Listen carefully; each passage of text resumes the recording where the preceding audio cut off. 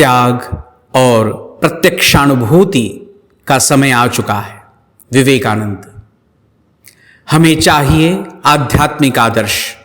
आध्यात्मिक महापुरुषों के नाम पर हमें सउत्साह एक हो जाना चाहिए।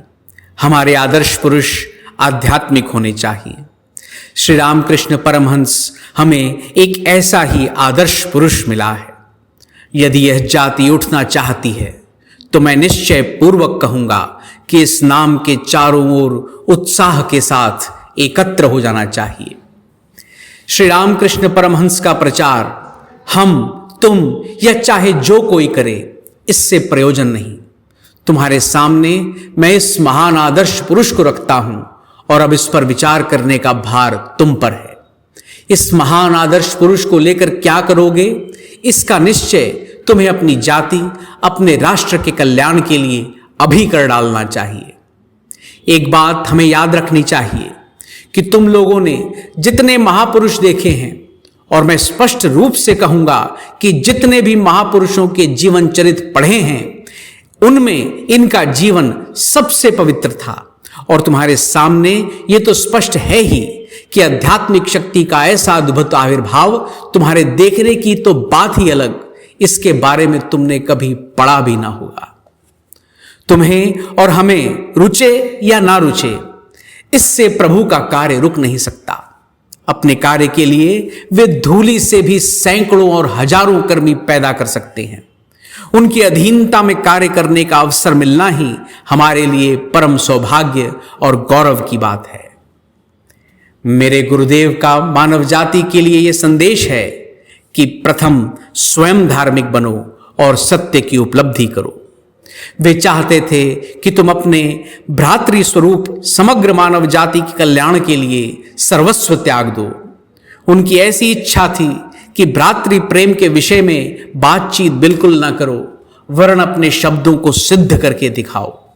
त्याग और प्रत्यक्षानुभूति का समय आ गया है। त्याग और प्रत्यक्षानुभूति का समय आ गया है, और इनसे ही तुम जगत के सभी धर्मों में सामंजस्य देख पाओगे। श्री रामकृष्ण का जीवन एक असाधारण ज्योतिर्मय दीपक है, जिसके प्रकाश में हिंदू धर्म के विभिन्न अंग एवं आशय समझे जा सकते हैं। शास्त्रों में निहित सिद्धांत रूप ज्ञान के वे प्रत्यक्ष उदाहरण स्वरूप थे। ऋषि और अवतार हमें जो वास्तविक शिक्षा देना चाहते थे, उसे उन्होंने अपने जीवन द्वारा दिखा दिया है। शास्त्र मतवाद मात्र हैं, रामकृष्ण उनकी प्रत्यक्ष अनुभूति। उन्होंने 50 वर्ष में 5000 वर्ष का राष्ट्रीय आध्यात्मिक जीवन जिया, और इस तरह वे भविष्य की संतानों के लिए अपने आप को एक शिक्षाप्रद उदाहरण बना गए। यह नव युग धर्म समस्त जग के लिए, विशेषतः भारत के लिए महान कल्याणकारी है, और इस युग धर्म के प्रवर्तक श्री रामकृष्ण पहले के समस्त युग धर्म प्रवर्तकों के पुनः संशोधित अभिव्यक्ति हैं। हे मानव, इस पर विश्वास करो और इसे हृदय में धारण करो। मृत व्यक्ति फिर से नहीं जीता, बीती हुई रात फिर से नहीं आती, विगत उच्छ्वास फिर नहीं लौटता, जीव 2 बार एक ही देह धारण नहीं करता।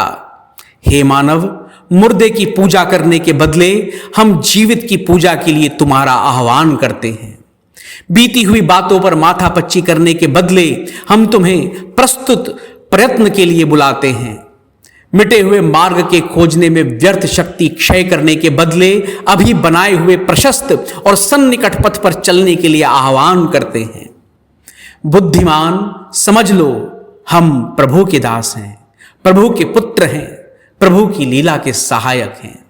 यही विश्वास दृढ़ कर कार्य क्षेत्र में उतर पड़ो। ओम शांति शांति शांति।